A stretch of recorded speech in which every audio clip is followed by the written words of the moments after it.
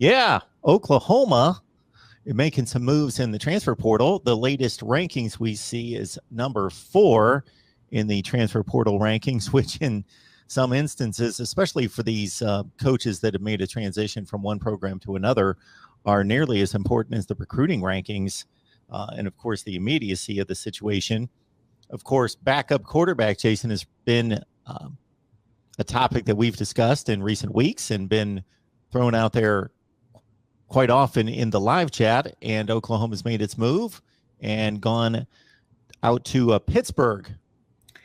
Yeah, that's right, Mark. There's been some rumors, and we talked about this a little bit with Emory Jones, and then even Jerry Bohannon a little bit from on the Baylor side, and obviously they have picked their destinations at Arizona State and South Florida, respectively. So yeah, kind of interesting.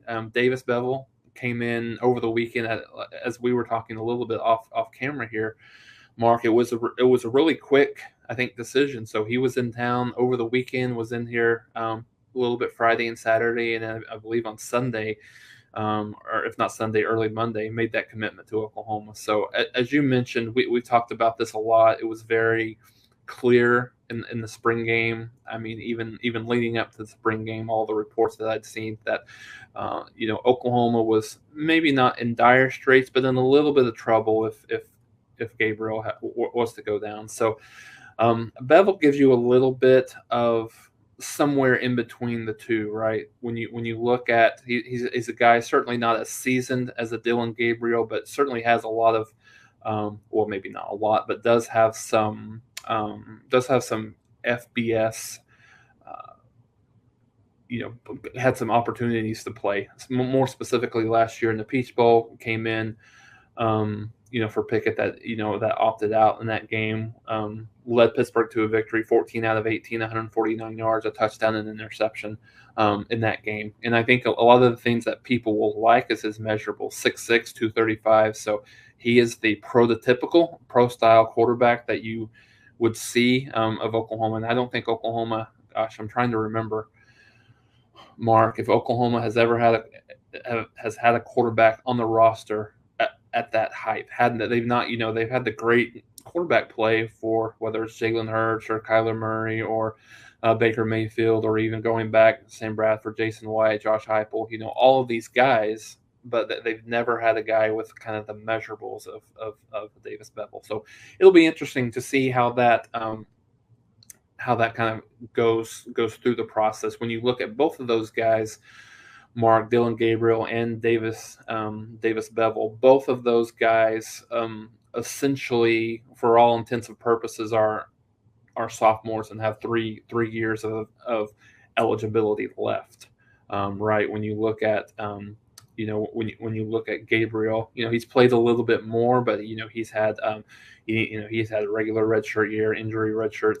Then you take into account the COVID year, so he still has 3 years to play, as does Beville. Maybe Beville even has 4, given the fact that he's he has that. He's a sophomore, but he'll still have that extra COVID year. So I think that's good for the maturation and kind of the future of Oklahoma football at the quarterback position. When you look at that, they've got Jackson Arnold coming in the 2023 cycle from a quarterback perspective. So I think it'll make at least me, a lot of Oklahoma fans, feel a little bit better coming into the season, knowing you're always one play away, right, from the backup quarterback playing, and so if that happens, I think people will feel a little bit better about what that looks like. And Bevel's had an unfortunate situation sitting behind Pickett for as long as he did, for the last couple of years at Pittsburgh, and then obviously this year for the spring under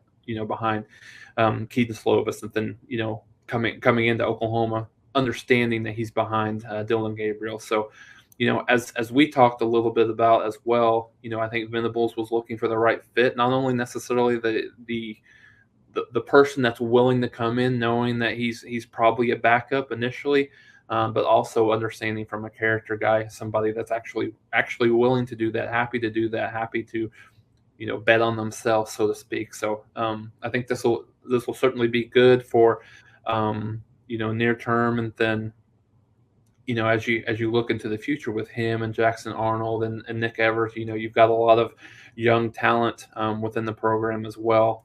Kind of depending on certainly the season that Oklahoma has, and certainly the season that Dylan Gabriel has individually. Obviously, he could elect to go pro after this year should he have a good enough season, but he does have quite a bit of time left should he choose that. So I think it's something that was needed, and Oklahoma got it pretty quickly in the cycle this summer. Now, Jason, just to clarify on a few points, so Kenny Pickett, Pittsburgh quarterback, the only quarterback who was selected in the first round of this year's NFL draft, he had opted out. Yeah. So he had opted out for the Peach Bowl game against Michigan State.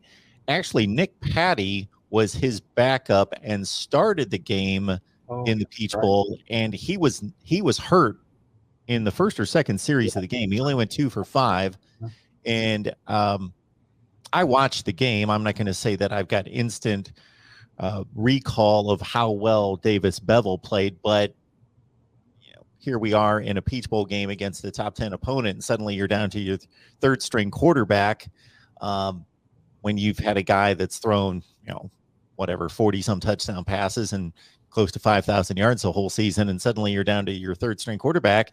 And they had a lead until extremely late in that game.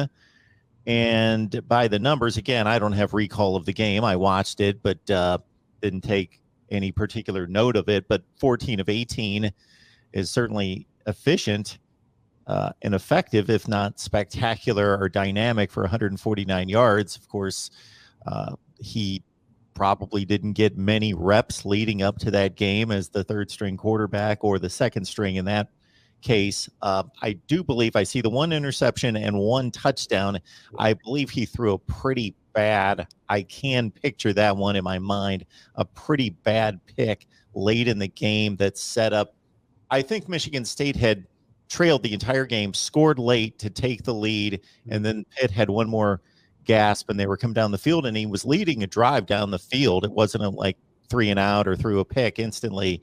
He took him 40 or 50 yards. Again, this is all by memory. I can go to the play-by-play. I thought he led them down the field 40 or 50 yards before he threw a pretty bad pick to end the game. But considering the circumstances in a high pressure or high-profile situation, he obviously acquitted himself pretty well. Yeah, absolutely. And to be honest with you, when he came in for the visit, I started reading about this. I had no idea who the kid was, and so did a little research as well. And now that you're kind of recanting that, Mark, I kind of remember that situation in terms of him being the third string. I don't remember the final drive as you mentioned, but yeah, I'll have to go back and look at that a little bit, look at that tape. But I think, like I said, with all that being said, I think it puts Oklahoma in a much better position from a depth perspective. Pitt was actually leading that game by as much as 21-10. Michigan State came all the way back, took a 24-21 lead. Yes. I can almost picture the play. It wasn't just a pick to end the game. It was a pick six to kind of put icing on it. 22 seconds left, pick six, 31-21, Michigan State. But it came down to the last drive. And again, 14 of 18 for $150 and a touchdown pass as well. That was a 4-yard touchdown pass.